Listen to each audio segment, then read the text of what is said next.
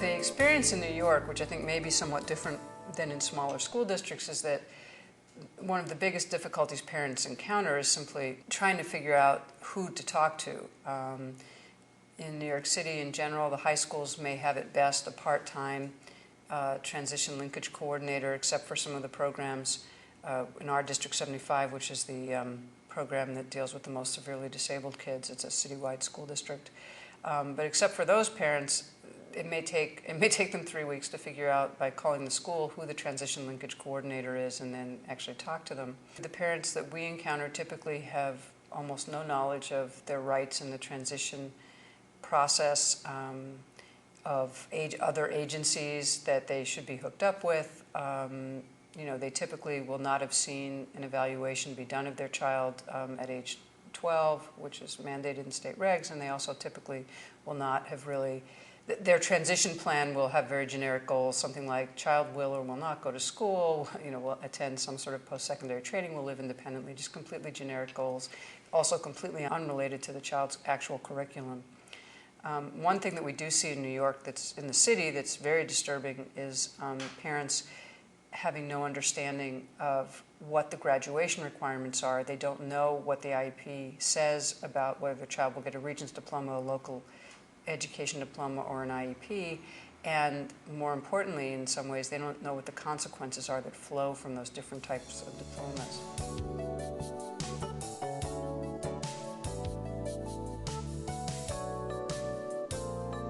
You have to be committed with time and money.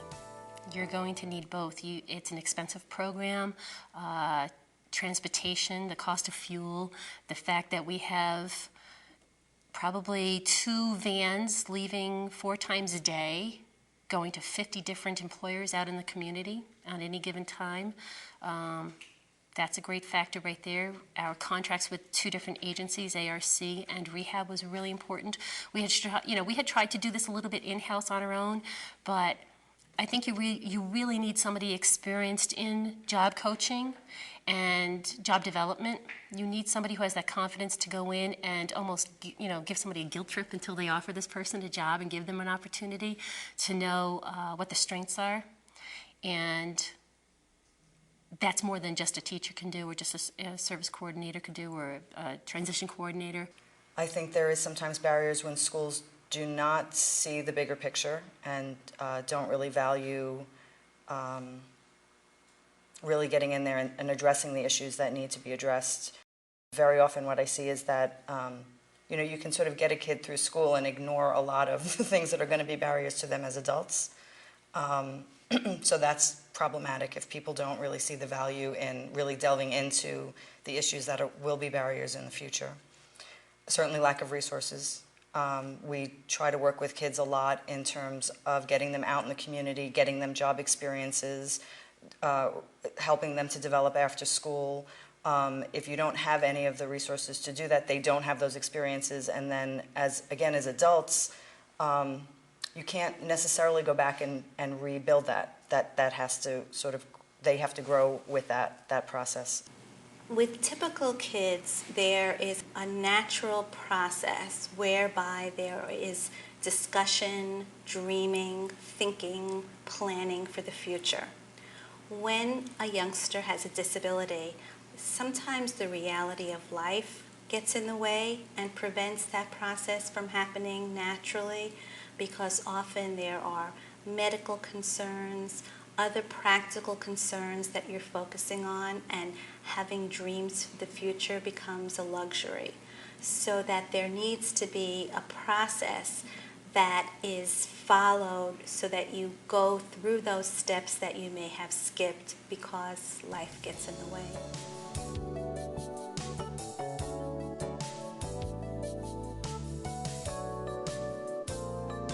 In my experience, it's only been in the past 3 years that the schools have acknowledged that they have a significant role in this process.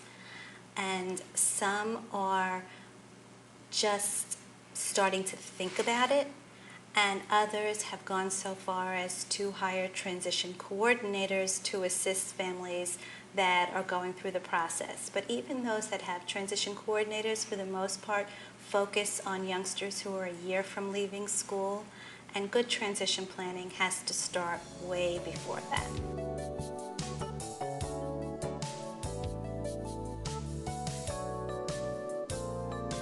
For students with disabilities, they don't always see the options, and many of the options are closed for them. So I think they need more opportunities to explore, and to explore in real situations what they like and dislike, what their talents are, what they're able to do, and what they may struggle with but can eventually do, and what really is beyond their expectations.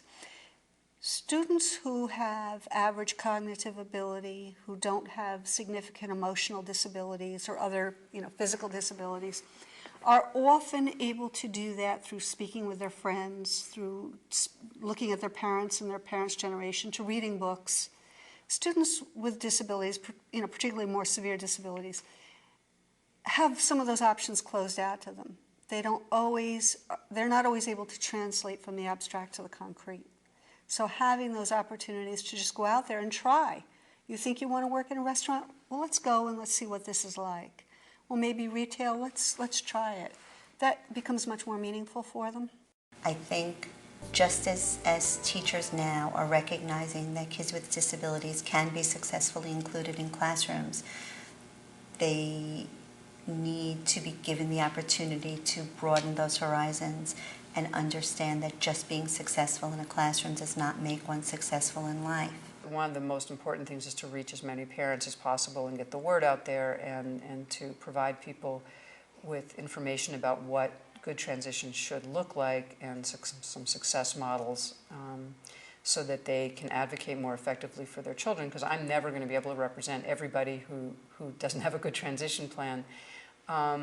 And I think that we also need to set up a system so that the parents can, one of the things that we've looked at is having a system where parents could go in and audit the quality of the transition programs in their schools. We need to have parents feel more empowered to make demands, because one of the things that I think is very difficult about transition in this era of standards-based reform is that when school principals are worrying much more about how their kids are doing on the test, are they about to wind up in the schools in need of review, under review list, transition is a very, very low priority for them. There's no sanctions for not doing it well, and there's precious few rewards, in fact, for doing it right. And so we need to do something at the state level that raises the importance of transition when you're looking at the quality of a school system.